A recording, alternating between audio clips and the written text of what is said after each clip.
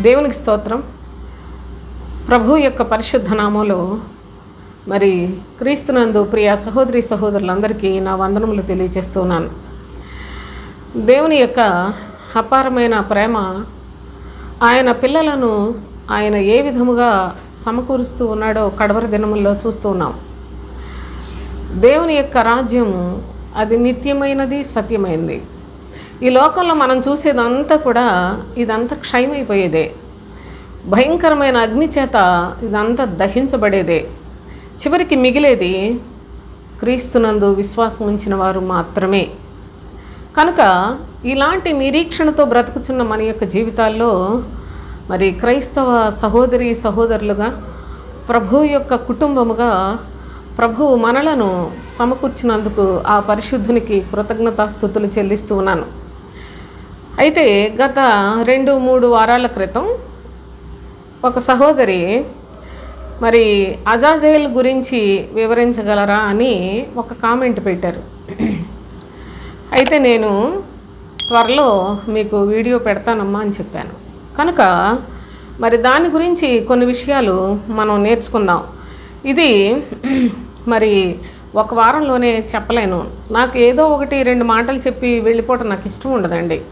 ఏదైనా సరే ఒక వాక్యం మనం అది పూర్తిగా అర్థమైతేనే కదా మన హృదయంలో అది స్థిరంగా ఉంటుంది. కనుక దాన్ని కాస్త ఓపికగా మరి ఒక 3 వీడియోస్ దాదాపుగా నేను దీని గురించి చేస్తాను. దయచేసి మీరు కూడా వీటిని జాగ్రత్తగా ప్రతి మాట కూడా మరి జాగ్రత్తగా వినండి. ఎందుకంటే ఏవి మరి పోగొట్టుకున్నా మీ జీవితంలో ఈ భాగం అర్థం చేసుకోవటం చాలా కష్టం. కనుక దేవుని యొక్క లేఖనాలు మనం నేర్చుకునేటప్పుడు ప్రతి వీడియో కూడా మొదటి నుండి చివరి వరకు జాగ్రత్తగా చూడండి. అప్పుడే మనకు అర్థమవుతుంది. లోకంలో మనుషులు ఏమనుకుంటారో, ఎంతమంది చూస్తారో మనకు అనవసరం సోదరులారా. నేర్చుకునే ఉద్దేశం కలిగిన వాళ్ళు తప్పకుండా ఒక క్రమమైన పద్ధతిని పాటించి ఆత్మీయంగా వృద్ధి పొందుతారని ఆశిస్తూ ఉన్నాను. సరే, మరి ఈ అజాజేలు గురించి మనం నేర్చుకుందాం. లేవికాండం 16వ అధ్యాయం. 16వ అధ్యాయంలో ఇక్కడ ఒక భాగం మరి మీరు అసలే లేవికాండమేమో చాలా జాగ్రత్తగా ఓపికగా కూడా వినాలి. ఎందుకంటే ఈ లేఖనాలు చదువుతున్నప్పుడు నిద్ర వస్తుంది సోదరులారా. మనకి చాలా దూరంగా కష్టంగా ఉంటాయి కనుక అలాంటి మత్తు విడిచిపెట్టి జాగ్రత్తగా మీరు కూడా చూడాలని ఆశిస్తూ ఉన్నాను. లేవికాండం 16వ అధ్యాయం చూడండి, మొదటి నుంచి చదువుకుందాం. అహరోను 2 కుమారులు యెహోవా సన్నిధిని సమీపించి చనిపోయిన తరువాత యెహోవా మోషేతో మాట్లాడి ఇట్లనెను, నేను కరుణాపీఠం మీద మేఘములో కనబడదును గనుక నీ సహోదరుడైన అహరోను చావక ఉండునట్లును, అతడు మందస్సము మీది కరుణాపీఠము ఎదుటనున్న అడ్డతెర లోపలికి ఎప్పుడును అంటే ఎల్లప్పుడూ రాకూడదని అతనితో చెప్పుము. ఎల్లప్పుడూ రాకూడదు అంటే దీనిలో కూడా చాలా భావం ఉంది. సరే,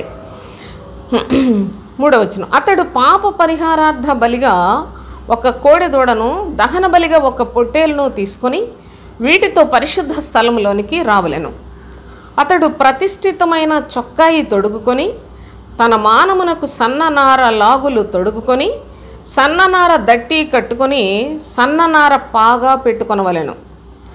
అవి ప్రతిష్ఠిత వస్త్రములు గనుక అతడు నీళ్లతో దేహము కడుగుకొని వాటిని వేసుకొనవలెను. మరియు అతడు ఇశ్రాయేలీల సమాజము వద్ద నుండి పాప పరిహారార్థ బలిగా 2 మేక పిల్లలను, దహన బలిగా ఒక పొట్టేలును తీసుకొని రావలెను. అహరోను తన కొరకు పాప పరిహారార్థ బలిగా ఒక కోడెను అర్పించి తన నిమిత్తమును తన ఇంటివారి నిమిత్తమును ప్రాయశ్చిత్తము చేసి ఆ 2 మేక పిల్లలను తీసుకుని వచ్చి ప్రత్యక్షపు గుడారము యొక్క ద్వారమునొద్ద యెహోవా సన్నిధిని వాటిని ఉంచవలెను. అప్పుడు అహరోను యెహోవా పేరట ఒక చీటిని, విడిచిపెట్టే మేక పేరట ఒక చీటిని, ఆ 2 మేకల మీద 2 చీట్లను వేయవలెను. ఏ మేక మీద యెహోవా పేరట చీటి పడునో ఆ మేకను అహరోను తీసుకొని వచ్చి పాప పరిహారార్థ బలిగా అర్పింపవలెను. ఏ మేక మీద విడిచిపెట్టుట అనే చీటి పడునో దాని వలన ప్రాయశ్చిత్తము కలుగునట్లు దానిని అరణ్యములో విడిచిపెట్టుటకై యెహోవా సన్నిధిని దానిని ప్రాణముతోనే ఉంచవలెను అని చెప్పాడు. అసలు ఈ భాగం మనం చదువుకుంటూ వెళ్తే ఏమీ అర్థం కాదండి. నెక్స్ట్ అసలు చదువుకుందాం అన్న మనస్సు కూడా రాదు సోదరులారా. మరి సహోదరి ఏ ఉద్దేశం చేత ఈ యొక్క భాగాన్ని తెలుసుకోవాలని ఆశిస్తూ ఉన్నారో, మొత్తం మీద ఏదేమైనా దేవుని యొక్క పిల్లలుగా మనందరికీ కూడా ఈ యొక్క భాగాన్ని తెలుసుకోవడానికి తండ్రి అయిన దేవుడు ఒక అవకాశాన్ని ఇచ్చాడని నమ్మి నేను మీకు చాలా స్పష్టంగా దీన్ని తెలియచేయాలని అందుకే ఆశిస్తూ ఉన్నాను. అయితే ఇక్కడ ప్రభు అయిన దేవుడు అసలు అహరోను తన యొక్క 2 కుమారులు అన్యాజ్ఞని తీసుకొని వచ్చారు. యెహోవా సన్నిధిలోనే వాళ్ళు చచ్చిపోయారు సోదరులారా. అహరోనుకు 4 కుమారులు, వారిలో 2 కుమారులు చనిపోయారు. అయితే మరలా ప్రభు అయిన దేవుడు మోషేని పిలిచి చెప్తున్నాడు, అహరోను తన యొక్క కుమారులు వాళ్ళు దేవుని యొక్క సన్నిధిలో పనిచేసేవారు కనుక వారు మరి ఎప్పుడు కూడా చావకుండా ఉండునట్లుగా వారు ఏ విధముగా పరిశుద్ధమైన సేవలో పాలుపంపులు పొందాలో, పరిశుద్ధమైన పనిని బహు జాగరూకులై జరిగించాలో ఆ సంగతులను తెలియచేస్తూ వారి కొరకు పాప పరిహారార్థ బలిగా ఒక కోడె దూడను, దహన బలిగా ఒక పొట్టేలును తీసుకొని వీటితో పరిశుద్ధ స్థలంలోనికి రావాలని అని చెప్పాడు. దానికి చాలా ప్రత్యేకమైన వస్త్రములు కూడా ధరించవలసిన పరిస్థితి అహరోనుకు ఉన్నట్లు ప్రభువు మోషే ద్వారా తెలియచేస్తూ ఉన్నాడు. అతడు ప్రతిష్ఠితమైన చొక్కాయి తొడుక్కోవాలట. తన మానమునకు సన్న నార లాగులు తొడుగుకొని సన్న నార దట్టితో కట్టుకొనిన సన్న నార పాగా పెట్టుకొనవలెను. ఎన్ని రూల్స్ ఉన్నాయో ప్రభు యొక్క సముఖములో దేవునికి ఇష్టమైన పద్ధతిలో ప్రభు పని చేయటానికి ఎన్ని నియమములు పెట్టాడో మీరు దయచేసి చూడాలి. ఇప్పుడు ప్రస్తుత కాలంలో అసలు విచ్చలవిడిగా అందరూ దేవుని పనివాళ్ళు అనుకొని బయలుదేరిపోయారు. కానీ సోదరులారా, ఆనాడే ప్రభువు అన్ని నియమములు పెడితే ప్రస్తుతము ఇంకా యేసుక్రీస్తు శరీరధారిగా లోకంలోనికి కూడా వచ్చిన తర్వాత ఇంకా ఎంత నిష్ఠ కలిగి ప్రభువు యొక్క పనిని చేయాలో అది ఆలోచన చేసేవాళ్ళు లేరు. అందుకే అందరూ మరణము కొరకే ప్రయాసపడుతూ ఉన్నారు అనే సత్యాన్ని కూడా ఈ సందర్భంగా మీరు గమనించాలి. అహరోనట ప్రతిష్ఠిత వస్త్రములు ధరించుకోవాలంటున్నాడు. ప్రతిష్ఠితమైన చొక్కాయి తొడుగుకొని తన మానమునకు సన్ననార లాగులు తొడుగుకొని సన్ననార దట్టి కట్టుకుని సన్ననార పాగా పెట్టుకొనవలెను. అవి ప్రతిష్ఠిత వస్త్రములు కనుక అతడు నీళ్లతో దేహము కడుగుకొని వాటిని ధరించాలట. చూడండి, నీళ్లతో శరీరాన్ని అంటే ఒక విధంగా చెప్పాలంటే స్నానం చేసి నీట్గా ఆ బట్టలు కట్టుకొని అవి ప్రతిష్ఠితమైన వస్త్రములు గనుక నీటితోటి కడుగుకొని తన దేహాన్ని అప్పుడు వాటిని ధరించి దేవుని యొక్క సన్నిధిలో నిలిచి ఉండాలి. మరియు అతడు ఇశ్రాయేలీయుల సమాజమునొద్ద పాప పరిహారార్థ బలిగా 2 మేక పిల్లలను, దహన బలిగా ఒక పొట్టేలును తీసుకొని రావలెను అని చెప్పాడు.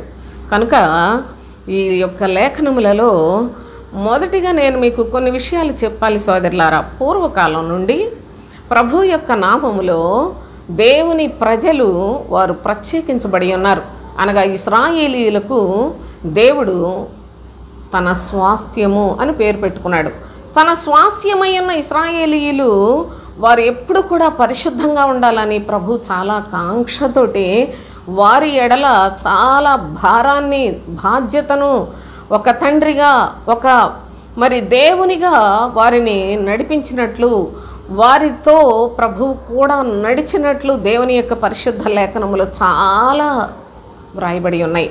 అయితే ఈ ప్రజలు మనుషులు కనుక తప్పు చేస్తూ ఉంటారు కనుక వారు ఎప్పటికప్పుడు వారి దోషముల నుంచి విడుదల పొందటానికి చాలా చాలా మరి బలులు ఏర్పాటు చేసినట్లుగా కూడా, అంటే బలి అర్పించి క్షమాపణ పొందే పద్ధతులు కూడా ఉన్నాయి. వాటిని గురించి మొదటిగా నేను మీకు కొన్ని విషయాలు చెప్పి అప్పుడు మనం ఈ భాగంలోనికి వెళదాం. చూడండి, లేవి కాండంలోనే 1వ అధ్యాయం 3వ వచనం చూడండి. 1వ అధ్యాయం 3వ వచనం. అతడు దహన బలి రూపముగా అర్పించినది గోవులలోనిదైన ఎడల నిర్దోషమైన మగదానిని తీసుకొని రావలెను. ఇక్కడ బలులు అర్పించుట అనేది ప్రభు ప్రవేశపెట్టిన నియమమే. ఎందుకనగా దీనికి కూడా చాలా చాలా కారణాలు ఉన్నాయి. ఎందుకండి మరి ఇలాంటి బలులు ఇవన్నీ చేయటం వల్ల ఏంటి ప్రయోజనం అని మీకు ఒక సందేహం కూడా రావచ్చు. మొదటిగానే దాని కొరకు నేను ఒక చక్కని మాట మీకు జ్ఞాపకం చేస్తాను. అది తర్వాత మనం వివరంగా కూడా మాట్లాడుకోవచ్చు. ఏంటంటే చూడండి, దిద్దుబాటు జరుగు కాలము వచ్చు వరకు ప్రభు తన ప్రజలను రకరకాల పద్ధతులలో పరిశుద్ధపరచటానికి ఆయన కూడా చాలా చాలా నియమములు పెట్టినట్లుగా లేఖనాల్లో వ్రాయబడింది. దిద్దుబాటు జరుగు కాలము వచ్చు వరకు అనగా ప్రభు అయిన యేసుక్రీస్తు ఈ లోకములోనికి వచ్చేంత వరదాకా చాలా పద్ధతులు ప్రభు తన ప్రజలు పరిశుద్ధంగా ఉండటానికి ఏర్పాటు చేశాడు. వాటిలో బలులు అనేది ఒక ప్రత్యేకమైన నియమమే. కనుక చూడండి, దహన బలి అన్నాడు. ఇక్కడ బలులు గురించి నేను చెప్తాను, మీకు త్వరగా చెప్తాను. వీటిలో బలులు కూడా అర్పించుటకు కూడా రకరకాల మనుషులు, రకరకాల మరి వారు చేసిన చెడుతనము, వాటికి అన్నిటికీ ఒకటే పద్ధతిని కూడా ఏర్పాటు చేయాల. రకరకాల బలి పశువులను కూడా ప్రభు ఏర్పాటు చేసినట్లు ఆయన నియమించిన విధిగా లేఖనాల్లో మనకి వ్రాయబడి ఉన్నది. మొదటిగా చూసినట్లయితే దహన బలి అర్పించేది ఏదైనా గోవులలోనిదైన ఎడల నిర్దోషమైన మగదానిని తీసుకుని రావలెను. తాను యెహోవా సన్నిధిని అంగీకరింపబడినట్లు ప్రత్యక్షపు గుడారం యొక్క ద్వారమునకు దానిని తీసుకొని రావలెను. ప్రత్యక్షపు గుడారము అనగా ప్రజలందరూ కూడుకునే స్థలము. దాన్ని మరి ద టెంట్ ఆఫ్ మీటింగ్ అని చెప్తాడు ప్రభు. కనుక అందరూ సమకూర్చే ఒక స్థలము, దాన్ని ప్రత్యక్షముగా అందరూ సమాజముగా కూడే స్థలానికి ప్రత్యక్షపు గుడారము అని చెప్పాడు. ఆ యొక్క గుడారము దగ్గరికి వాటిని తీసుకొని రావాలను అని చెప్పాడు. కనుక ఇక్కడ ఏం చెప్పాడు? దహన బలి రూపముగా అని ప్రభు అయిన తండ్రి జ్ఞాపకం చేస్తూ ఉన్నాడు. ఇక 2వ అధ్యాయం 1వ వచనంలో చూడండి, ఒకడు యెహోవాకు నైవేద్యము చేయునప్పుడు అతడు అర్పించినది గోధుమ పిండిదై ఉండవలెను. చూడండి, నైవేద్యము ఉన్నది, యెహోవాకు నైవేద్యము చెల్లించుట. ఈ పద్ధతులు ఏమని చెప్పాడు? గోధుమ పిండిని అక్కడ వాడినట్లుగా వాడమని చెప్పినట్లుగా లేఖనాల్లో వ్రాయబడి ఉన్నది. కనుక ఇది నైవేద్యము చేయాలి అంటే దీన్ని ఏం చెప్తాడు? గ్రెయిన్ ఆఫరింగ్ అంటాడు. జాగ్రత్తగా మీరు మీ లేఖనాలు చూడండి సోదరులారా, దీనికి నైవేద్యము అన్నాడు. అయితే మరి 3వ అధ్యాయం 1వ వచనంలో చూసినట్లయితే, అతడు అర్పించినది సమాధాన బలి అయిన ఎడల, అతడు గోవులలోనిది తీసుకొని వచ్చిన ఎడల, అది మగదే గాని ఆడుదే గాని యెహోవా సన్నిధిని నిర్దోషమైన దానిని తీసుకొని రావలెను. దేవుని యొక్క సన్నిధిలో మీరు గమనించండి, దహన బలి, నైవేద్యము, సమాధాన బలి అని చెప్పాడు. వీటికి ఇవి మామూలుగా దేవుని యొక్క ప్రజలు సమాజముగా కూడుకొని బలులు అర్పించే విధానంలో చెప్పాడు. అయితే మనుషులు వారి యొక్క జీవితంలో చేసే తప్పులు లేక దోషములు, వాటికి ప్రాయశ్చిత్తము చేసుకోవటానికి మరికొన్ని బలులు కూడా అర్పించినట్లుగా చూస్తున్నాం. ఇవి నైవేద్యము కానీ, దహన బలి కానీ, సమాధాన బలి కానీ, ఇవన్నీ కూడా కేవలము దేవుని సన్నిధికి వెళుతున్నాం కనుక చేసే అర్పణలు అనండి, బలులు అనండి. అయితే పూర్వకాలంలో మరి ఒక అనుభవాన్ని కూడా మనం చూస్తాం. నిర్గమకాండంలో 30వ అధ్యాయం చూడండి. నిర్గమకాండం 30వ అధ్యాయం 7-8 వచనాలు. అహరోను ప్రతిదినము ప్రొద్దున దాని మీద పరిమళ ద్రవ్యముల ధూపము వేయవలెను అని చెప్పాడు. ధూప వేదికను చేయమన్నాడు.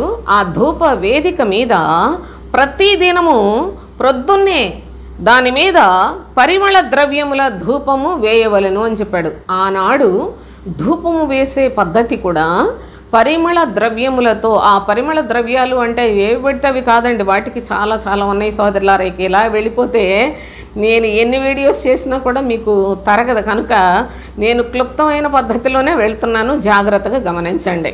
అయితే ఆ ధూప వేదిక మీద అహరోను ప్రధాన యాజకుడు కనుక ప్రతిదినము అతను పరిమళ ద్రవ్యముల ధూపము అక్కడ వేయాలి అని చెప్పాడు. ఈ యొక్క ఆచారము ప్రస్తుత కాలంలో కూడా మీరు చూడండి, ఆర్సీఎం చర్చెస్లో వాళ్ళు ధూపం వేయటం అనేది వాడుకగా చేస్తారు సోదరులారా. ఆనాడు ధూపం వేయుట ఈరోజు అవసరమా? ఈ విషయాలన్నీ కూడా నేను మీకు వివరిస్తాను. ఇవన్నీ అవసరమా అంటే నిజంగా అసలు క్రైస్తవ్యాన్ని మొట్టమొదటిగా మరి దారి తప్పించిన వాళ్ళు, లేకపోయినట్లయితే విపరీతమైన ఆచారాలతో మనుషుల హృదయాలను నాశనం చేసింది మొట్టమొదట ఆర్సీఎం అని మాత్రం మీరు మర్చిపోవద్దు. ఆర్సీఎం అంటే వాళ్ళు చేసేది మామూలు భక్తి కాదు. చూడండి, ఈ మధ్యకాలంలో మరి గుడ్ ఫ్రైడే ఆ టైంలో సిలువలు ఎత్తుకొని చాలామంది వెళుతున్నట్టు, సిలువలు మోస్తూ వెళుతున్నట్టు ఎంత మరి చెయ్యరాని పనులు చేస్తారో, కానీ వారు మాత్రం దేవుని యొక్క ఆజ్ఞను పాటించేవారు కారు, దేవుని యొక్క ఆలోచనను ఎంత మాత్రము అంగీకరించేవారు కారు. వారు క్రీస్తుకు విరోధమైన పని చేయటంలో అసలు దేవునికి కూడా విరోధులే వాళ్ళు. అంత భయంకరమైన ఆచార పద్ధతులతో మనుషులందరినీ కూడా సోదరులారా ఏదో దురాశల చేత వాళ్ళు మరులు కొల్పి మోసం చేస్తూ ఉన్నారు. కానీ అది అసలు భక్తికి సంబంధించింది కానే కాదు. అసలు అది ప్రభువుకు సంబంధించి, సృష్టికర్త ప్రభు అయిన తండ్రి, ఆయన ప్రియకుమారుడైన యేసుక్రీస్తుకు సంబంధించిన భక్తి కాదు అని మీలో ఎవరైనా తెలుసుకునండి. వాళ్ళకి అసలు ఆ చర్చిలకు వెళ్ళే వాళ్ళకి మనం చెప్పాలన్నా కూడా అసంభవం సోదరులారా, వాళ్ళు వినరు అసలు. అలాంటి మరి భయంకరమైన పద్ధతులు దానిలో ఉన్నవి. కనుక మీరు చూడండి, ఇక్కడ ధూపం వేసినట్లుగా చూస్తున్నాం. దహన బలి అర్పించారు, ఆ తర్వాత నైవేద్యాలు అర్పించారు, సమాధాన బలిని కూడా అర్పించినట్లు మనం లేఖనాల్లో చూసాం. అయితే ప్రత్యేకించి 4వ అధ్యాయం 2-3 వచనాలు చదువుదాం. నీవు ఇశ్రాయేలీయులతో ఇట్లనుము, యెహోవా ఆజ్ఞలన్నిటిలో దేని విషయమైనను ఎవరైనా పొరపాటున చేయరాని కార్యములు చేసి పాపి అయిన ఎడలా, చేయరాని కార్యములు చేసి దేనిలో? యెహోవా ఆజ్ఞలన్నిటిలో. చాలా ఆజ్ఞలు ఇచ్చాడు దేవుడు. ఏ ఆజ్ఞ విషయంలోనైనా తప్పిపోయి పొరపాటున చేయరాని కార్యములు చేసి పాపి అయిన ఎడలా వాళ్ళు పాపము పోవునట్లుగా చూడండి, ప్రజలు అపరాధులగునట్లు అభిషిక్తుడైన యాజకుడు పాపము చేసిన ఎడల తాను చేసిన పాపమునకై నిర్దోషమైన కోడె దూడను యెహోవాకు పాప పరిహారార్థ బలిగా అర్పింపవలెను. యాజకుడైనా అనగా అహరోను అయినప్పటికీ వాళ్ళు ఏదైనా తప్పు చేశారనుకోండి, దానిని చూసిన ప్రజలందరూ కూడా అదే తప్పు చేస్తారు. అందుకే వ్రాసాడు, ప్రజలు అపరాధులగునట్లు అభిషిక్తుడైన యాజకుడు పాపము చేసిన ఎడల ప్రజలు అపరాధులగునట్లు అన్నాడు. ఎందుకు ప్రజలు అపరాధులు అవుతారంటే, ఒక చర్చిలో ఒక పాస్టర్ ఏమన్నా తప్పు పనులు చేస్తే అవే పనులు ఆ చర్చిలో ఉన్న ప్రజలందరూ కూడా చేస్తారు. కనుక ఆ ప్రజలందరినీ అపరాధులుగా చేసింది ఆ పాస్టరే కనుక, లేక యాజకుడే కనుక, లేక బోధకుడే కనుక, అలాంటి వాళ్ళు తాము చేసిన పాపమునకై నిర్దోషమైన కోడెదూడను యెహోవాకు పాప పరిహారార్థ బలిగా అర్పింపవలెను అని చెప్పాడు. అంటే దేవుని సన్నిధిలో నిలిచి ఉండే ప్రధాన యాజకుడు కూడా పొరపాటున దేవుని యొక్క ఆజ్ఞ మీరే అవకాశం ఉంది. అలాంటి పాపాన్ని అతను దాని నుంచి విడుదల పొందాలి అంటే, అతనికి క్షమాపణ కలగాలి అంటే, ఇదిగో నిర్దోషమైన కోడెదూడను అర్పించాలి అని చెప్పాడు. కోడెదూడను అర్పించాలట. అతను చేసిన పాపమునకు ప్రజలందరూ కూడా పాపులైపోతారట. ఆ దోష విమోచన కలుగుటకు, ప్రాయశ్చిత్తము కలుగుటకు కోడెదూడ నిర్దోషమైన దాన్ని తీసుకుని వచ్చి అర్పించాలి అని చెప్పాడు. ఇక 5వ అధ్యాయంలో 15వ వచనం చూడండి. ఒకడు యెహోవాకు పరిశుద్ధమైన వాటి విషయంలో, చూడండి, యెహోవాకు పరిశుద్ధమైన వాటి విషయంలో పొరపాటున పాపము చేసిన ఎడల, తాను చేసిన అపరాధమునకు నీవు ఏర్పరచు వెలచొప్పున పరిశుద్ధమైన తొలము విలువ గల నిర్దోషమైన పొట్టేలును మందలో నుండి అపరాధ పరిహారార్థ బలిగా యెహోవా యొద్దకు వాడు తీసుకుని రావలెను అన్నాడు. ఎవరైనా పరిశుద్ధమైన వాటి విషయంలో పొరపాటున పాపము చేసినట్లయితే దేవుని దృష్టికి పరిశుద్ధంగా జీవించాలని చెప్పాడు. అయితే ప్రభువు చెప్పిన పద్ధతిలో జీవించకుండా పొరపాటున ఏదైనా సరే పాపము చేసినట్లయితే అది అపరాధమైపోతుందట. ఆ అపరాధమునకు నిర్దోషమైన పొట్టేలును అపరాధ పరిహారార్థ బలిగా అర్పణ చేయాలి అని చెప్పాడు. అయితే 5వ అధ్యాయం మొదటి నుండి చూడండి. ఒకడు ఒట్టు పెట్టుకున్న వాడై తాను చూచిన దాని గూర్చి కానీ తనకు తెలిసిన దాని గూర్చి కానీ సాక్షి అయ్యుండి దాన్ని తెలియచేయక పాపము చేసిన ఎడల, చూడండి, ఒక వ్యక్తికి ఒట్టు పెట్టుకుని వాడై తాను చూచిన దాని గూర్చి కానీ తనకు తెలిసిన దాని గూర్చి కానీ సాక్షి అయి ఉండి దాన్ని తెలియచేయకపోవటం కూడా పాపమేనట. నువ్వు చూసిన దానికి తప్పకుండా దానికి తెలియచేయటం కూడా ఎంత అతి అవసరమో దేవుని దృష్టిలో, లేకపోతే అది కూడా పాపం అయిపోతుందని ప్రభువు చెప్తున్నాడు. అయితే పాపము చేసిన ఎడల అతడు తన దోష శిక్షను భరించును. మరియు ఒకడు ఏ అపవిత్ర వస్తువునైనా ముట్టిన ఎడల అతడు అపవిత్ర మృగ కళేబరమే కానీ అపవిత్ర పశువు కళేబరమే కానీ అపవిత్రమైన ప్రాకెడి జంతువు కళేబరమే కానీ అది అపవిత్రమని తనకు తెలియకపోయినను అతడు అపవిత్రుడై అపరాధీయగును. నిజముగా ఆనాడు ఎలాంటి నియమములు ప్రభువు మరి ఇశ్రాయేలు ప్రజలకు నిర్ణయించాడో దయచేసి మీరు యొక్క భాగాల్లో చూడొచ్చు సోదరులారా. మనుషులకు తగుల అపవిత్రతలలో ఏదైనాను ఒకనికి తెలియకుండా అంటిన ఎడల, అనగా ఒకనికి అపవిత్రత కలిగిన ఎడల ఆ సంగతి తెలిసిన తరువాత వాడు అపరాధి అగును. తెలియక చేసినప్పటికీ ఒకవేళ కొన్ని రోజులు పోయినాక అయ్యో నేనేంటి ఇలాంటి పని చేశాను అని తెలుసుకున్న తర్వాత అయినా అతను అపరాధి అవుతాడు అని ప్రభువు తెలియచేస్తున్నాడు. మరియు కీడైనను మేలైనను మనుషులు వ్యర్థముగా ఒట్టు పెట్టుకుని చేసేదమని పలుకు మాటలలో మరి దేనినైనను యోచింపక చేసేదనని ఒకడు పెదవులతో వ్యర్థముగా ఒట్టు పెట్టుకునే ఎడల అది తెలిసిన తరువాత వాడు అపరాధి అగును. అసలు ఈ పద్ధతిలో అపరాధము లేని వారు ఎవరున్నారు చెప్పండి? అసలు ఈ సృష్టిలోనే అపరాధములు లేనివారు ఎవరైనా ఉన్నారా? అంచెలంచెలుగా ఏ విధముగా మనుషులు వాళ్ళలో చెడుతనం ఉండకూడదో, వాళ్ళు శుద్ధ హృదయులై జీవించాలో ఎన్ని విధాలుగా ప్రభువు తెలియచేస్తూ ఉన్నాడు. మీరు గమనించండి. కాబట్టి అతడు వాటిలో ఏ విషయమందైనో అపరాధి అగునప్పుడు ఆ విషయమందే తాను చేసిన పాపమును ఒప్పుకొని తాను చేసిన పాపం విషయమై యెహోవా సన్నిధిని మందలో నుండి ఆడు గొర్రె పిల్లనే కానీ ఆడు మేక పిల్లనే కానీ పాప పరిహారార్థ బలిగా అర్పింపవలెను. మీరు గమనించండి. ఎవరు ఏ దోషాలకు ఏ విధమైన అర్పణలు లేక బలులు అర్పించాలో కూడా దేవుని యొక్క లేఖనాల్లో చాలా తేటగా తెలియచేశాడు. ప్రధాన యాజకుడుగా ఉన్న అహరోను పాపం చేసినట్లయితే నిర్దోషమైన కోడెదూడను తీసుకుని రమ్మని చెప్పి తెలియచేశాడు.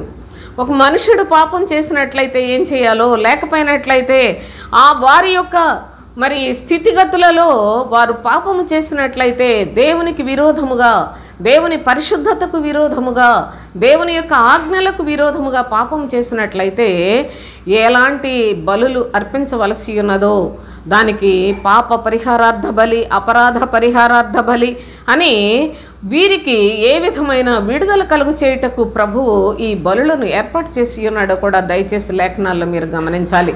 అయితే ఇక్కడ యెహోవా సన్నిధికి మందలో నుండి ఆడు గొర్రె పిల్లను కానీ లేక ఆడు మేక పిల్లనే కానీ పాప పరిహారార్థ బలిగా అర్పింపవలెను అని రకరకాల పద్ధతులన్నిటినీ కూడాను ప్రభువు ఇక్కడ తెలియచేస్తూ ఉన్నట్లు మనం చూస్తున్నాం. కనుక ఏ మనుషుడైనా తాను చూచిన వాటిని గూర్చి కానీ తనకు తెలిసిన వాటిని గూర్చి కానీ సాక్షిగా ఉండి వాటిని తెలియచేయకపోవుట కూడా అది పాపమే అని చెప్పాడు సోదరులారా. కనుక ఈ యొక్క అనుభవాలన్నిట్లలో మరి మగది కోడెదూడనే కానీ నిర్దోషమైందై ఉండాలి, లేకపోయినట్లయితే గొర్రె పిల్లనే కానీ ఆడు గొర్రె పిల్లనే కానీ ఆడు మేక పిల్లనే కానీ అని వారి వారి యొక్క పరిస్థితులకు తగినట్లుగా, వారి వారి యొక్క పాపములకు తగినట్లుగా ప్రభు ఏర్పాటు చేసిన విధి బలులు అర్పించుట మనం చాలా తేటగా కొన్ని లేఖనాల్లో అన్నీ చెప్పుకోవాలంటే అవ్వదు, కొన్ని మనం తెలుసుకొని ఉన్నాం. అయితే భక్తుడు ఏమంటున్నాడో కూడా ఒకసారి చూద్దాం. చూడండి, కీర్తనల గ్రంథం 66వ కీర్తనలో 13-14 వచనాలు దయచేసి చూడండి. దహన బలులను తీసుకొని నేను నీ మందిరములోనికి వచ్చేదను. నాకు శ్రమ కలిగినప్పుడు నా పెదవులు పలికిన మ్రొక్కుబడులను, నా నోరు వచ్చించిన మ్రొక్కుబడులను నేను నీకు చెల్లించేదను. పొట్టేళ్లను, ధూపమును, క్రొవ్విన గొర్రెలను తీసుకొని నీకు దహన బలులు అర్పించేదను, ఎద్దులను, మేకపోతులను అర్పించేదను అని తెలియచేస్తూ ఉన్నాడు. అంటే దావీదు మహారాజు కాలం వచ్చేటప్పటికి, దావీదు కాలంలో విస్తారముగా దేవుని యొక్క ప్రజలు, వారి యొక్క బలులు సమస్తము కూడా చాలా చాలా లేఖనాలు విపరీతంగా వ్రాసిపెట్టి ఉన్నాయి, వ్రాయబడి ఉన్నాయి. కానీ నేను ఈ యొక్క సందర్భంలో మాత్రమే మీకు కొన్ని విషయాలు తెలియచేస్తూ ఉన్నాను. దహన బలులు తీసుకొని మందిరంలోనికి వస్తాను, నాకు శ్రమ కలిగినప్పుడు నా పెదవులు పలికిన మ్రొక్కుబడులను, నా నోరు వచ్చించిన మ్రొక్కుబడులను నేను నీకు చెల్లించేదను. పొట్టేళ్లను, ధూపమును, క్రొవ్విన గొర్రెలను తీసుకొని నీకు దహన బలులు అర్పించేదను. దహన బలి అనేది అది వాళ్ళ సొంతగా అర్పించేదని మనం మొదటిగానే చదువుకున్నాం సోదరులారా. దహన బలి కానీ, నైవేద్యము కానీ, సమాధాన బలి కానీ ఇవి దేవుని యొక్క సన్నిధికి వెళ్ళి దేవుని దగ్గరికి వచ్చాం కనుక ఏదో అర్పణ చేయటానికి చేసిన అర్పణలుగా మనం చూస్తాం. అయితే భక్తుడైతే ఏమంటున్నాడు, నీకు దహన బలులు అర్పించేదను, ఎద్దులను, మేకపోతులను అర్పించేదను అని చెప్తున్నాడు. అంతేకాకుండా మీకా గ్రంథంలో భక్తుడైన ప్రవక్త అయిన మీకా ద్వారా ప్రభు తెలియచేస్తున్న ఈ యొక్క అనుభవాలు కూడా మనం చూసినట్లయితే 6వ అధ్యాయం 6వ వచనం నుంచి చూడండి. ఏమి తీసుకుని వచ్చి నేను యెహోవాను దర్శింతును, ఏమి తీసుకుని వచ్చి నేను యెహోవాను దర్శించుతును, ఏమి తీసుకుని వచ్చి మహోన్నతుడైన దేవుని సన్నిధిని నమస్కారము చేతును. ఒక గొప్ప దేవుని యొక్క సన్నిధికి వెళుతున్నాం కనుక దేవుని యొక్క సముఖంలోనికి వెళ్ళినప్పుడు ఊరికి నేను ఎలా వెళ్ళను అనుకుని భక్తుడు అంటున్నాడు, ఏమి తీసుకుని వచ్చి నేను యెహోవా సన్నిధిలో నమస్కారము చేతును, దహన బలులను, ఏడాది దూడలను అర్పించి దర్శించునా, వేల కొలది పొట్టేళ్లను, వేలాది నదులంత విస్తారమైన తైలమును ఆయనకు సంతోషము కలుగు చేయనా, నా అతిక్రమమునకై నా జ్యేష్ఠపుత్రుని నేనిత్తునా, నా పాప పరిహారమునకై నా గర్భఫలము నేనిత్తునా. మనుష్యుడా, ఏది ఉత్తమమో అది నీకు తెలియచేయబడి ఉన్నది. న్యాయముగా నడుచుకొనుటయు, కనికరమును ప్రేమించుటయు, దీన మనస్సు కలిగి నీ దేవుని ఎదుట ప్రవర్తించుటయు, ఇంతే కదా యెహోవా నిన్ను అడుగుచున్నాడు. కాలము మార్పు చెందుచున్న కొలది ప్రభువు ఏంటి వీటితోటి ప్రభువును సంతోషపెట్టారా ఆనాడు ప్రజలు? బలులు అర్పణలు చేసి పాపపు పనులు ఏమన్నా మానివేశారా? వారి దోషములకు ప్రాయశ్చిత్తం కలిగితే మరలా దోషం చేయకుండా ఏమైనా మానివేశారా? భక్తుడు అంటున్నాడు కదా, ఏమి తీసుకుని వచ్చి నేను యెహోవా సన్నిధికి రాగలను, ఏమి తీసుకుని వచ్చి నేను యెహోవా సన్నిధికి నమస్కారం చేయగలను, నా యొక్క దహన బలులను, ఏడాది దూడలను అర్పిస్తానా, లేక వేల కొలది పొట్టేళ్ళు, విస్తార నదులంత తైలమును నేను ఆయనకు సంతోషము కలిగించేది ఏమైనా ఉన్నావా అంటూ, నా అతిక్రమమునకై నా జ్యేష్ఠపుత్రుని నేను ఇత్తునా, నాలో ఉన్న అతిక్రమాలకి నా జ్యేష్ఠ కుమారుణ్ణి నేను దేవునికి అర్పణ చేసినట్లయితే అవేమన్నా పోతాయా? నా పాప పరిహారమునకై నా గర్భఫలమును నేను ఇత్తునా. ఏది ఇచ్చినా దేవుని సంతోషపెట్టలేని హృదయము, మానవ హృదయము ఆ విధముగానే చెడుతనముతోనే పాపముతోనే బయటకు అర్పణలు బలులు చేస్తూ ఉన్నారు. కానీ సోదరులారా, హృదయాల్లో మార్పు లేని పరిస్థితి. అందుకే చివరికి చెప్పాడు, మనుషుడా, ఏది ఉత్తమమో అది నీకు తెలియచేయబడి ఉన్నది.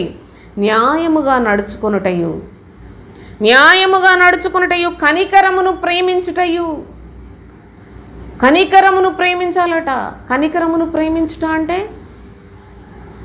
కనికరపడే ప్రతి విషయంలో చాలా ప్రేమతోటి చేసే పద్ధతులను చెప్తూ ఉన్నాడు. న్యాయమైన ప్రవర్తన కలిగి జీవించమని చెప్తున్నాడు. అంతేకాదు దీన మనస్సు కలిగి నీ దేవుని ఎదుట ప్రవర్తించుటయు. మనస్సులో దీనత్వం రావాలి నా ప్రియ సహోదరి సహోదరులారా. ఎన్ని అర్పణలు ఎన్ని బలులు చేసినప్పటికీ ప్రజల మనస్సులలో మార్పు కలగటం లేదు, న్యాయమును గుర్తించటం లేదు. దేవుని సన్నిధిలో దీన మనస్సు కలిగి జీవించలేకపోతున్నారు.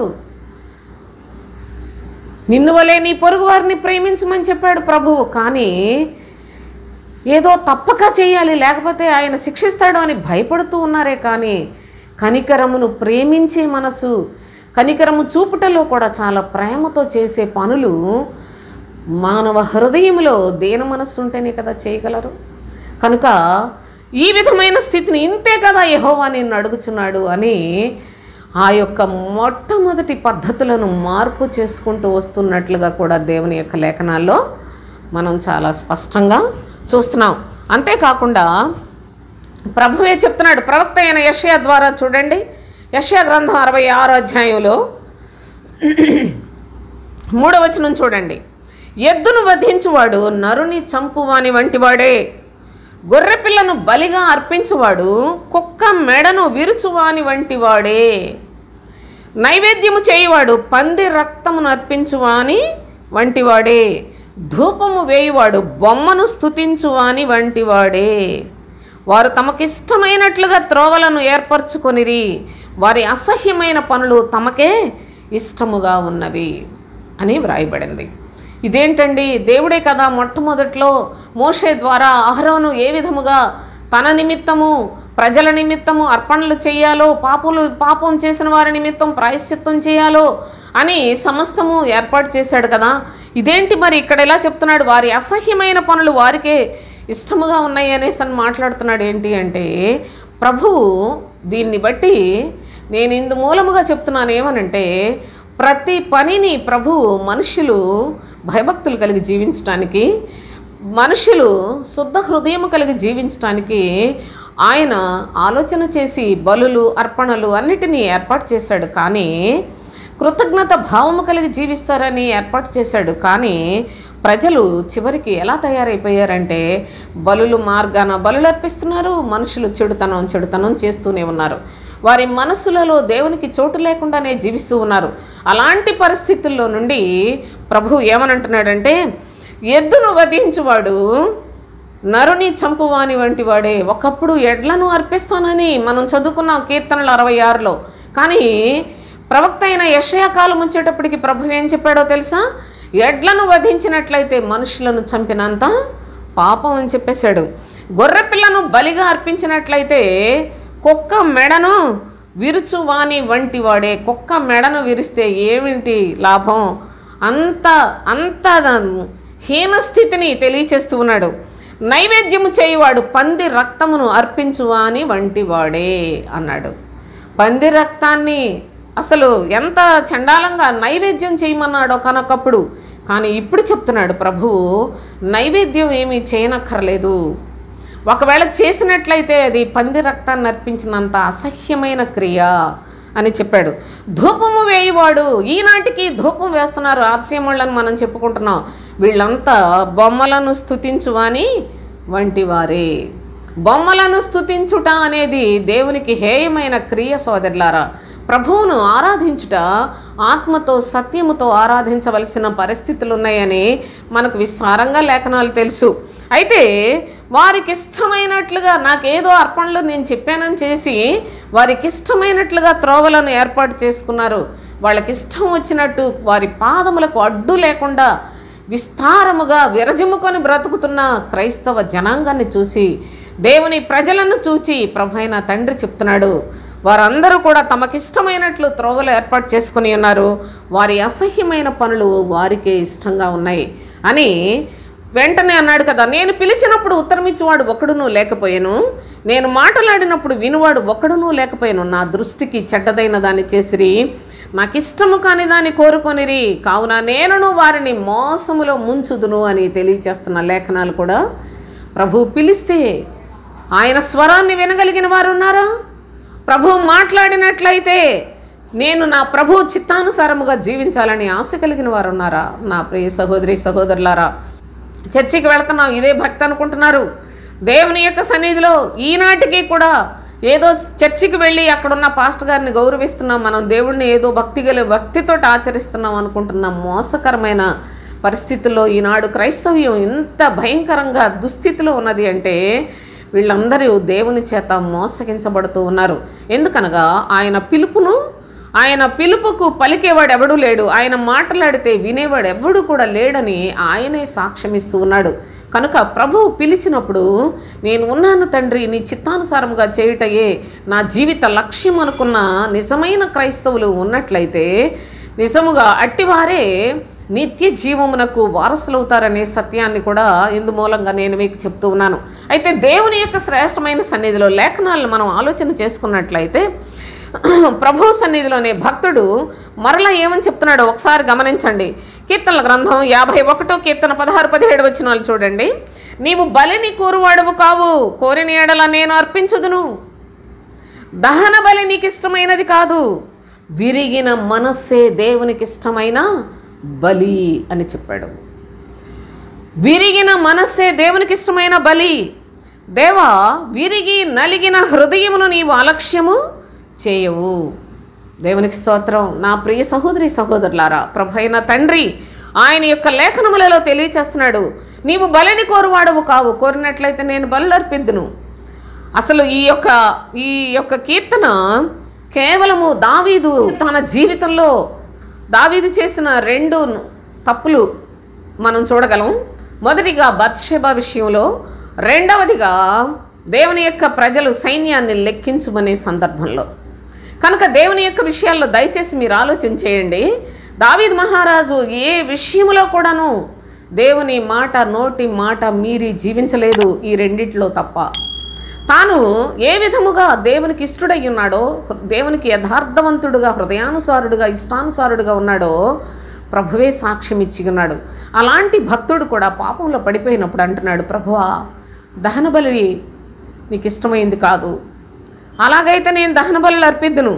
కానీ విరిగిన మనస్సే దేవునికి ఇష్టమైన బలి. విరిగిపోయిన మనస్సు, నేను ఎన్నో బలులు అర్పించినవాడు, ఎన్నో అర్పణలు చేసినవాడు, ప్రభు దృష్టికి అంగీకారంగా జీవించినవాడు, ఎంతో విశ్వాసముతోటి ప్రభు పక్షముగా పోరాడిన వ్యక్తి ఈరోజు పాపం చేసి బలి అర్పించి నేను దానిలో నుంచి తప్పించుకోగలనా?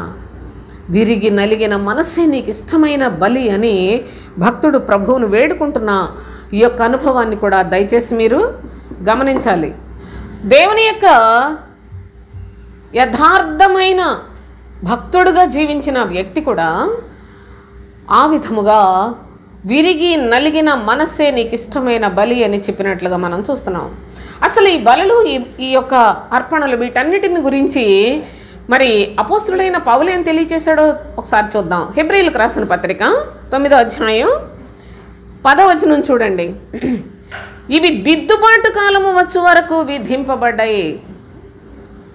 చూడండి, దేవుని యొక్క సన్నిధిలో ఈ అధ్యాయాన్ని అంతటిని మీరు చూస్తే పాత నిబంధన, మొదటి నిబంధన అన్నాడు దాన్ని, అదే పాత నిబంధన. ఆ నిబంధనలో సేవా నియమములు, దాంట్లో ఒక గుడారము, పరిశుద్ధ స్థలము, అతి పరిశుద్ధ స్థలము, అంతేకాకుండా ఆ అతి పరిశుద్ధ స్థలములో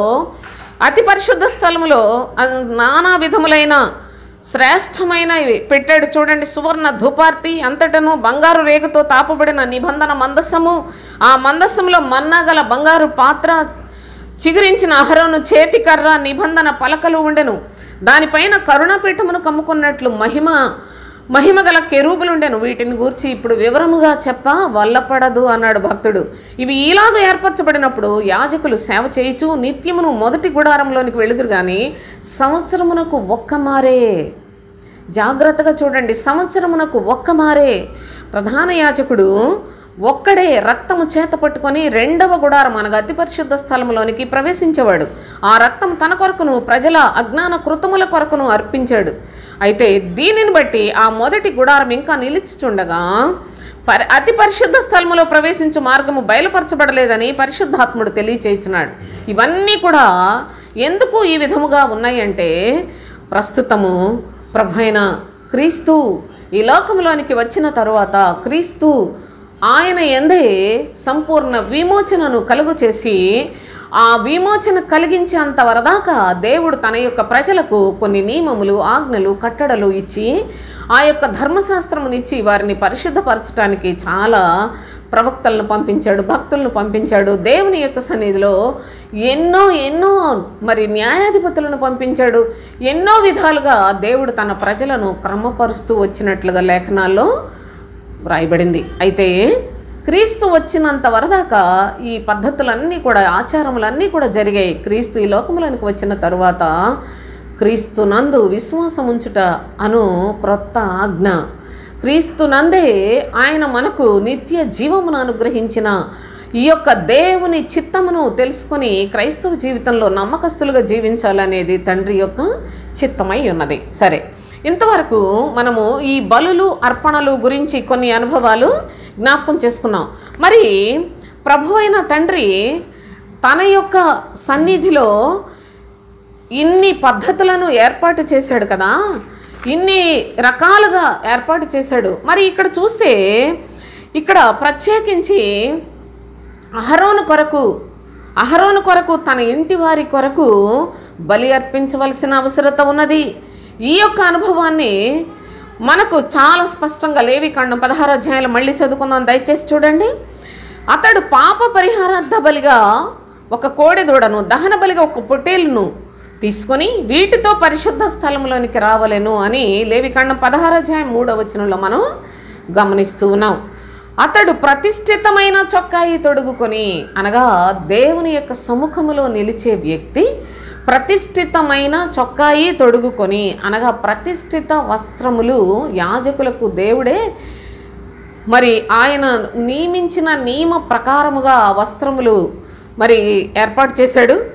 అవి సన్నపు నార లాగులు అంటాడు, సన్నపు నార పాగా అనేసి అంటాడు, సన్నపు నార దట్టి కట్టుకోవాలి అంటాడు. అనగా ఇవన్నీ కూడా పరిశుద్ధుల యొక్క నీతి క్రియలకు సంబంధించిన క్రియలు కలిగిన వారై దేవుని యొక్క సన్నిధిలో పని చేయాలి, పరిచర్య చెయ్యాలి, లేక దేవుని సేవ చెయ్యాలి అనే నియమమును ఈ యొక్క వచనములో స్పష్టంగా ప్రభువు తెలియచేశాడు. కనుక అవి ప్రతిష్ఠిత వస్త్రములు కనుక అతడు దేహాన్ని శుద్ధి చేసుకొని ఆ వస్త్రములు ధరించుకోవాలి అని చెప్పాడు. ప్రతి విషయంలో కూడా పరిశుద్ధత ఎంత ఆవశ్యకమో దేవుని యొక్క పిల్లలకే కాదు, దేవుని పనిచేసే వారికి మరి ఎక్కువగా సోదరులారా వాళ్ళు పరిశుద్ధులై ఉండాలి అనే విషయాన్ని ప్రభువు జ్ఞాపకం చేస్తూ ఉన్నాడు. ఎందుకంటే దేవుని యొక్క సేవకులు గనక తప్పు చేస్తే, వాళ్ళు గనక పొరపాటున పాపం చేసిన ఆ పాపాన్ని ప్రజలు కూడా అనుసరిస్తారు, వారందరూ కూడా అపరాధులైపోతారు అనే విషయాన్ని కూడా మనం లేఖనాల్లో చూసాం. అయితే అప్పటి కాలంలో ఉన్నట్లు బలులు లేవు, కానీ ప్రభు అయిన క్రీస్తే పస్కా పశువుగా మనందరి కొరకు, సర్వలోకము కొరకు బలిని అర్పణ చేసి దాన్ని మరి మనందరికీ కూడా విడుదలను ప్రకటన చేసినట్లుగా పరిశుద్ధ లేఖనాల్లో మనము జ్ఞాపకం చేసుకుంటూ ఉన్నాం. అయితే ఇక్కడ మరి ముఖ్యంగా మనం చూసినట్లయితే 5వ వచనం చూడండి, లేవి 16:5వ వచనం చదువుదాం. మరియు అతడు ఇశ్రాయేలీల సమాజమునొద్ద నుండి పాప పరిహారార్థ బలిగా 2 మేక పిల్లలను, దహన బలిగా 1 పొట్టేలును తీసుకొని రావలెను. ఇశ్రాయేలు సమాజమునొద్ద నుండి పాప పరిహారార్థ బలిగా 2 మేకలను అన్నాడు. మేకలు, అసలు మేకలను ఎందుకు తీసుకోమన్నాడో కూడా ఈ యొక్క భాగంలో మనం కొంచెం ఆలోచించాలి. ఈ 2 మేక పిల్లలు దహన బలిగా 1 పొట్టేలును కూడా తీసుకొని రావాలని చెప్పాడు. అహరోను తన కొరకు పాప పరిహారార్థ బలిగా 1 కోడెను అర్పించి తన నిమిత్తమును తన ఇంటి వారి నిమిత్తమును ప్రాయశ్చిత్తము చేసి ఆ 2 మేక పిల్లలను తీసుకొని వచ్చి, మనం చదువుకునే భాగం మనం నేర్చుకోవలసింది ప్రత్యేకంగా ఈ యొక్క అనుభవాన్నే సోదరులారా. కనుక చూడండి, ఆ 2 మేక పిల్లలను తీసుకొని వచ్చి ప్రత్యక్షపు గుడారము యొక్క ద్వారమునొద్ద యెహోవా సన్నిధిని వాటిని ఉంచవలెను. అప్పుడు అహరోను యెహోవా పేరట 1 చీటిని విడిచిపెట్టే మేక పేరట ఒక చీటిని, ఆ 2 మేకల మీద 2 చీట్లను వేయవలెను. 2 మేకలను ప్రత్యక్షపు గుడారపు ద్వారము దగ్గరకు తీసుకురావాలని చెప్పాడు కదా. ఈ 2 మేకలకు 2 చీట్లు వేయాలట. ఏంటంటే, ఒకటి యెహోవా పేరట, రెండవది విడిచిపెట్టే మేక. చూడండి, విడిచిపెట్టే మేక పేరట ఒక చీటిని వేయాలన్నాడు. విడిచిపెట్టే మేక అనగా అజాజేలు అని వ్రాసిపెట్టాడు. అది హెబ్రూ భాషలో మరి ఈ విధముగా అజాజేలు అని చెప్పాడు. విడిచిపెట్టే మేక.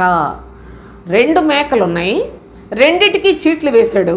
ఏ మేక మీద యెహోవా పేరట చీటి పడెను, ఆ మేకను అహరోను తీసుకొని వచ్చి పాప పరిహారార్థ బలిగా అర్పించవలెను అన్నాడు.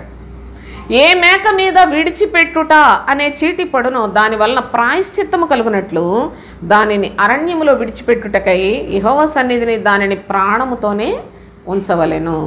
ఈ 2 మేకలలో ఒకటి యెహోవా పేరట పడిన చీటి.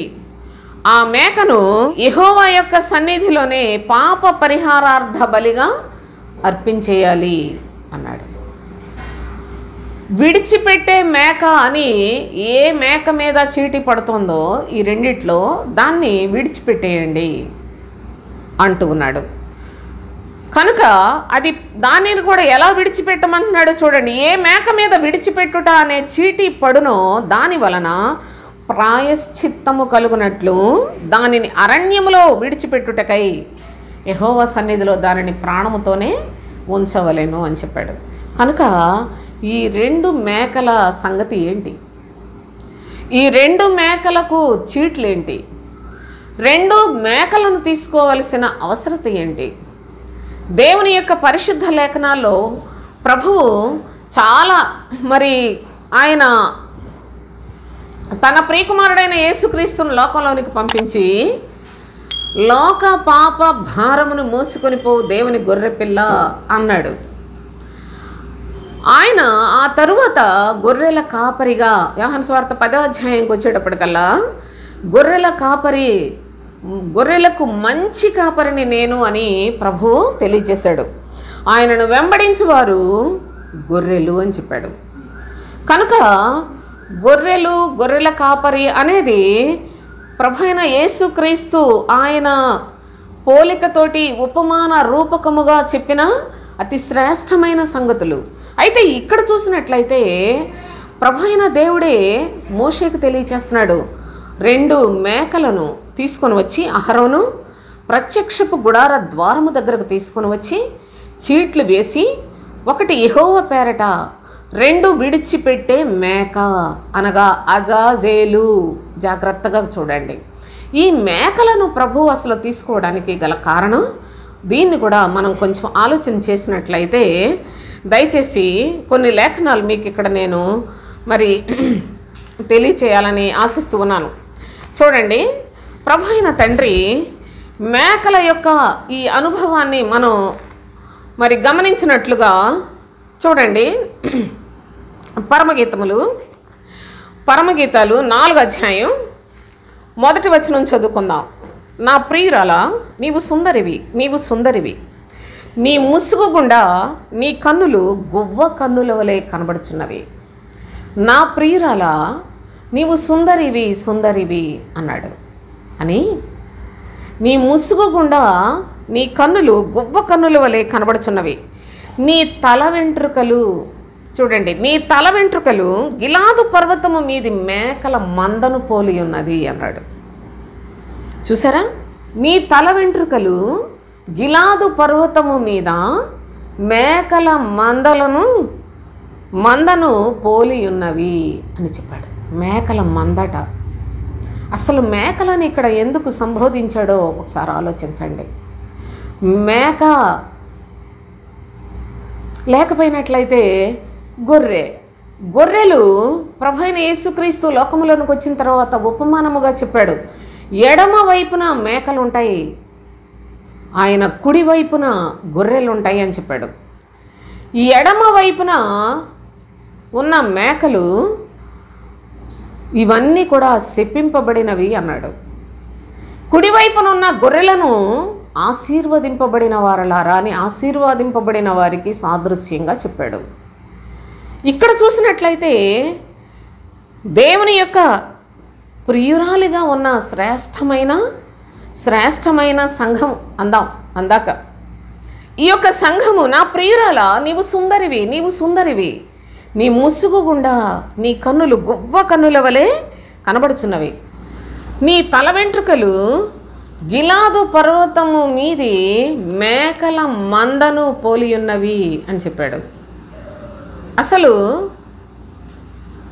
మరి జ్ఞానము లేనివారు ఆ భాషను అంతటిని చాలా అసహ్యంగా మాట్లాడుకుని పరమగీతాల గురించి మాట్లాడే దుర్మార్గులు కూడా చాలామంది ఉన్నారు. సరే, వారి గురించి విడిచిపెట్టేద్దాం సోదరులారా, విడిచిపెట్టేయటమే, అంత విడిచిపెట్టే మేకల టైపు. సరే, దేవుని యొక్క లేఖనాల్లో ఇక్కడ చూసినట్లయితే ప్రభు అంటున్నాడు, ప్రియురాలు చాలా చాలా సుందరంగా చక్కగా కనిపిస్తుంది, కన్నులు కూడా ఆ ముసుగులో నుండి గువ్వ కన్నులలాగా కనిపిస్తున్నాయి.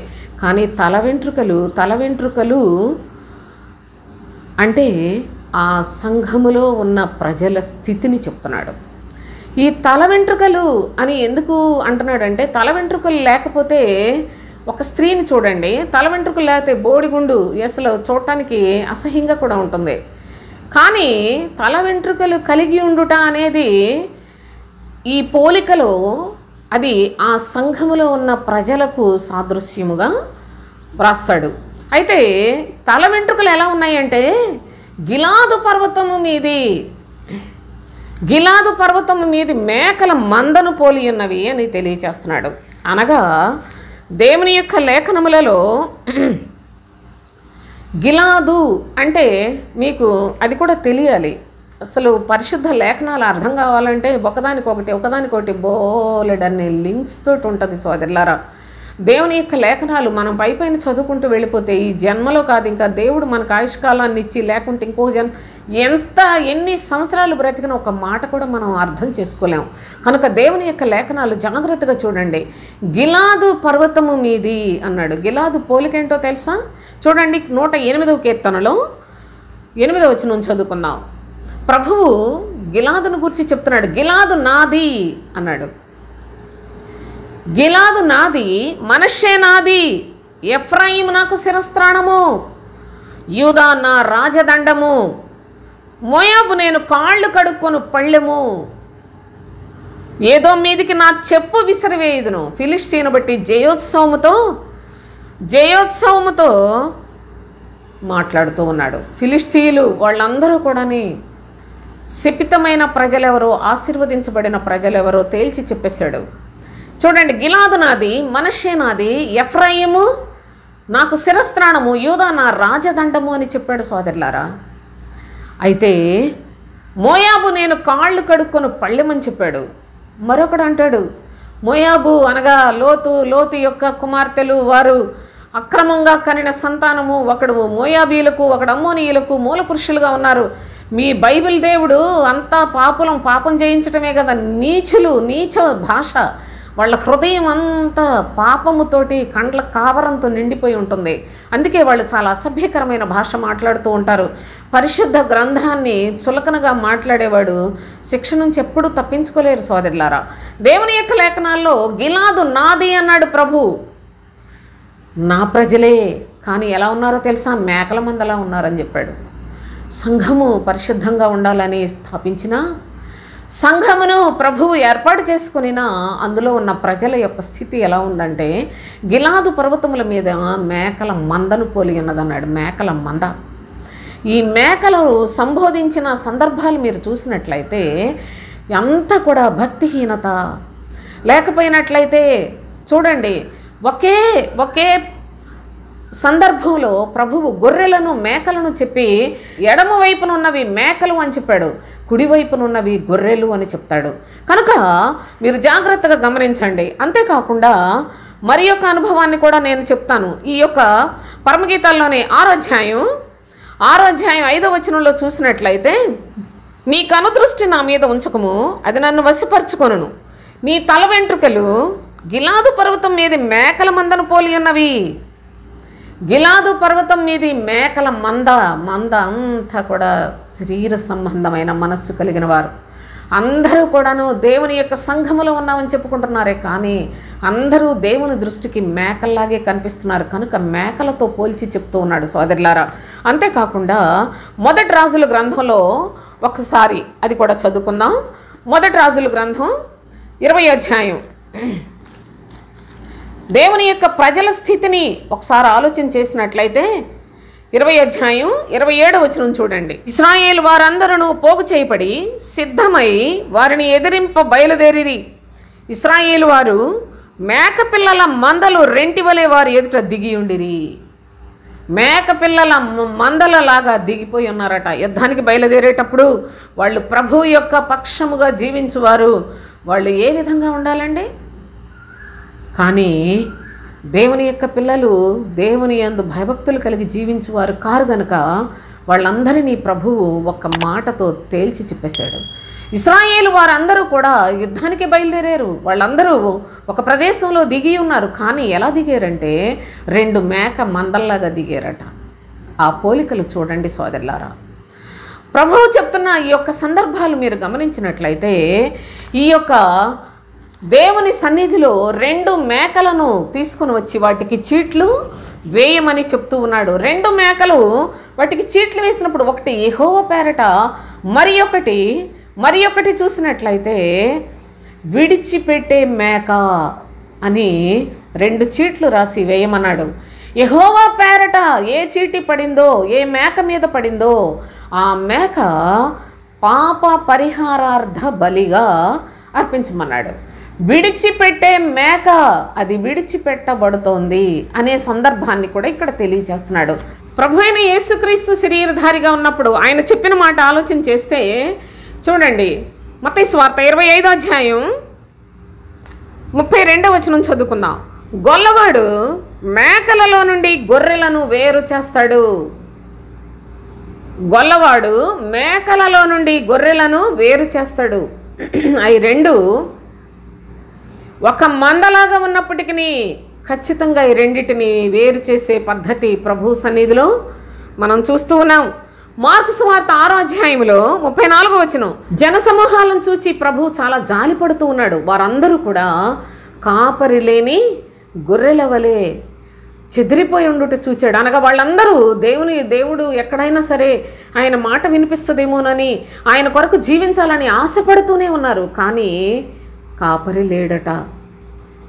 వారిని చక్కగా దేవుని మార్గంలో నడిపించే కాపరి లేడు సోదరులారా. ప్రభువైన యేసుక్రీస్తే గొర్రెలకు మంచి కాపరి అనే సత్యాన్ని, అందుకే నా గొర్రెలు నా స్వరమును వినును అనే సత్యాన్ని కూడా తెలియజేసినట్లు పరిశుద్ధ లేఖనాల్లో మనం చూస్తున్నాం. అయితే ఇక్కడ ఈ ప్రభువు కొరకు ఒకటి ఈ మేకలు, 2 ఈ యొక్క అనుభవంలో మీరు ప్రత్యేకంగా మరి యొక్క ఉదాహరణ కూడా నేను మీకు ఇక్కడ తెలియజేస్తాను సోదరులారా. మొదటి రాజుల గ్రంథం 3వ అధ్యాయం 16 నుంచి చూడండి. తరువాత వేశ్యలైన ఇద్దరు స్త్రీలు, జాగ్రత్తగా చూడండి. ఈ 2 స్త్రీలు రాజు వద్దకు వచ్చి అతని ముందర నిలిచిరి. వారిలో ఒకతే ఇట్లు మనవి చేసెను, నా ఏళ్ళవాడా చిత్తగించుము, నేనును ఈ స్త్రీను ఒక ఇంటిలో నివసించుచున్నాము. దానితో కూడా ఇంటిలో ఉండి నేనొక పిల్లను కంటిని. నేను కనిన 3వ దినమున ఇదియు పిల్లను కనెను. మేమిద్దరమును కూడా ఉన్నాము. మేమిద్దరము తప్ప ఇంటిలో ఎవరునూ లేరు. అయితే రాత్రి యందు ఇది పడకలో తన పిల్ల మీద పడగా అది చచ్చెను. కాబట్టి మధ్యరాత్రి ఇది లేచి నీ దాసినైన నేను నిద్రించుచుండగా వచ్చి నా ప్రక్కలో నుండి నా బిడ్డను తీసుకొని తన కౌగిటిలో పెట్టుకొని చచ్చిన తన పిల్లను నా కౌగిటిలో ఉంచెను. ఉదయం నేను లేచి నా పిల్లకు పాలియ్య చూడగా అది చచ్చినదాయను. తరువాత ఉదయమున నేను పిల్లను నిదానించి చూచినప్పుడు వాడు నా కడుపున పుట్టినవాడు కాడని నేను తెలుసుకుంటుని అని. ఎంత పెద్ద ఈ యొక్క అనుభవం క్రైస్తవ లోకానికి తెలియంది కాదు. కానీ ఈ సందర్భంగా నేను ఎందుకు ఈ విషయాన్ని చెప్పానంటే ఇద్దరు వేశ్యలే. కానీ ఒక వేశ్య తన బిడ్డను తానే చంపుకుంది. మరి ఒకటి చూసినట్లయితే తన బిడ్డ క్షేమంగానే ఉంచుకుంది. అయితే ఈ యొక్క మరి చెడుతనముతో ఉన్న వేశ్యలు, అసలే వేశ్యలు, దీనితో ఇద్దరు కూడా చెడ్డవాళ్ళు అంటే కాదు. వేశ్యలలో ఒకతే తన పని తను చేసుకుని వెళ్ళిపోతుంది, మరి ఒకతే ప్రక్కడిని కూడా పాడు చేసే పద్ధతిలో ఉంది. కనుక ఈ ఇద్దరు వేశ్యలే, కానీ వారి వారి మనస్సులు, వారి వారి పరిస్థితులు, వారి వారి యొక్క క్రియలు చాలా వేరుగా కనిపిస్తూ ఉన్నాయి. అయితే మహాజ్ఞాని గనుక సొలొమోను దేవుని ఆత్మ కలిగిన వాడు గనుక అతను మరి ఆ బిడ్డను, బ్రతికున్న బిడ్డను చెరసగం ఇమ్మంటున్నాడు. చూడండి, నిజమైన తల్లి ఎవరో తెలుసుకోవటానికి ఒక కత్తి తీసుకొని వచ్చి ఆ బిడ్డను 2 ముక్కలుగా చేసి చెరసగం ఇవ్వమంటున్నాడు కదా. ఇదంతా మీకు తెలుసు సోదరులారా, నేనేం ప్రత్యేకంగా చెప్పక్కర్లేదు. అయితే అయ్యా వద్దొద్దు, అంత పని చేయొద్దు, పోనీలే ఎక్కడొకక్కడ బ్రతుకుతుంది, ఆ బిడ్డను దానికే ఇచ్చేయండి అని మాట్లాడడం, నిజమైన తల్లిని గుర్తించి ఆ తల్లికి తన బిడ్డని ఇచ్చి పంపించడం జరిగింది. అలాగుననే ఇక్కడ కూడా 2 మేకలు, జాగ్రత్తగా చూడండి, 2 మేకలను తీసుకున్నాడు. ఈ యొక్క మేకలలో ఒకటి చూసినట్లయితే, ఒకటి ప్రభువు కొరకు మరి అక్కడ పాప పరిహారార్థ బలిగా అర్పింపబడుతోంది. మరి ఒకటి చూసినట్లయితే విడిచిపెట్టబడే మేక అన్నాడు, విడిచిపెట్టబడినది. వేసిలే ఇద్దరు, కానీ ఒకటి దేవుని యొక్క జ్ఞానం లేకపోయినా మానవత్వంతో అన్న కనీసం పనిచేసినట్లు తన క్రియ ఒక పద్ధతి ప్రకారంగా ఉన్నట్లు మనం చూస్తున్నాం. మరి ఒకటి వేసి అయ్యుండి కూడా ఎంత తీవ్రమైన చెడ్డదో చూడండి సోదరులారా. ప్రభువైన యేసుక్రీస్తు ఆయన సిలువ వేయబడినప్పుడు, మరి ఒక ఉదాహరణ చెప్తున్నాను, ప్రక్కన ఇద్దరు దొంగలే, కానీ ఒకడు అంటున్నాడు, యేసు నిన్ను నీవు రక్షించుకో, నువ్వు క్రీస్తువు కదా, మమ్మల్ని కూడా రక్షించు అంటున్నాడు. మరి ఒకడు అంటున్నాడు, మాకైతే ఇది న్యాయమే అంటే నీకు చాలా అన్యాయంగా సిలువ వేశారయ్యా అని మనస్సులో బాధపడుతూ ఉన్నాడు, పశ్చాత్తాపడ్డాడు. యేసు నీవు నీ రాజ్యంలోనికి వెళ్ళినప్పుడు నన్ను జ్ఞాపకం చేసుకోవా అని ప్రాధేయపడినట్లుగా చూస్తున్నాం. ఇద్దరు దొంగలే, కలిసి దొంగ పనులు చేసిన వాళ్ళే, ఇద్దరు కూడా శిక్షకు తేబడిన వారే, ఇద్దరు కూడా శిక్షలో ఉన్నవారే. కానీ ఒకడు మనస్సు చూడండి, మరి ఒకడు వాడి మనస్సును చూసినట్లయితే మనకు వారిలో ఉన్న మరి భేదం ఏంటో అర్థమవుతుంది. అలాగుననే 2 మేకలే, కానీ ఒక మేక పాప పరిహారార్థ బలిగా ప్రభువుకు అర్పణ చేయబడింది. మరి ఒక మేక అది అరణ్యములో ప్రాయశ్చిత్తము కలుగునట్లుగా విడిచిపెట్టుటకై యెహోవా సన్నిధిలో దాన్ని ప్రాణముతోటి ఉండనిమ్ము అని తెలియజేస్తూ ఉన్నాడు. కనుక ఈ 2 మేకల యొక్క అనుభవాన్ని మనము అనగా, ఒకటి పాప పరిహారార్థ బలిగా అర్పించబడింది, మరి ఒకటి చూసినట్లయితే విడిచిపెట్టబడింది. ఈ విడిచిపెట్టబడిన మేక యొక్క స్థితిని అంతటిని నెక్స్ట్ వీడియోలో చెప్తాను సోదరులారా. మరి ఈ యొక్క లేఖనములలో చాలా జాగ్రత్తగా మీరు వినాలి, వీటి యందు నమ్మిక ఎంచాలి. మరి ప్రియ సహోదరి మరి ముఖ్యముగా తాను చాలా మరి ఏ ఉద్దేశంతో ఇలాంటి మాటలు తను తెలుసుకోవాలని ఆశిస్తూ ఉందో, ఏదేమైనప్పటికీ ప్రభువునందు నా ప్రియ సహోదరి సహోదరులారా, మనమందరము ఆయన పిల్లలము, ఆయనకు వారసులుగా ఉండాలి. దేవుని యందు నమ్మిక ఉంచిన మనము దేవుని వారసులమే, కానీ క్రీస్తుతో కూడా శ్రమపడి క్రీస్తు తోడి వారసులుగా జీవించాలని అపోస్తులుడైన పౌలు చెప్పిన ప్రత్యేకించబడిన అతి శ్రేష్టమైన క్రీస్తు తోడి వారసత్వాన్ని గురించి మరి మనందరం కూడా ప్రయాసపడటానికి ప్రతి లేఖనములో స్పష్టత కలిగి ప్రతి లేఖనాన్ని అర్థం చేసుకొని దాన్ని అనుసరించి జీవించడం ద్వారా ఆత్మీయ జీవితంలో క్షేమం పొందుతాం. కనుక ఇట్టి అనుభవాన్ని దయచేసి మరి నెక్స్ట్ వీడియోలో నేను మీకు వివరంగా చెప్తాను. విడిచిపెట్టబడిన మేక, ప్రభువుకు పాప పరిహారార్థ బలిగా చేసిన మేక, వీటి గురించిన అనుభవాలు నెక్స్ట్ వీడియోలో తెలుసుకుందాం. దేవునికి స్తోత్రం. ముగించేస్తాను.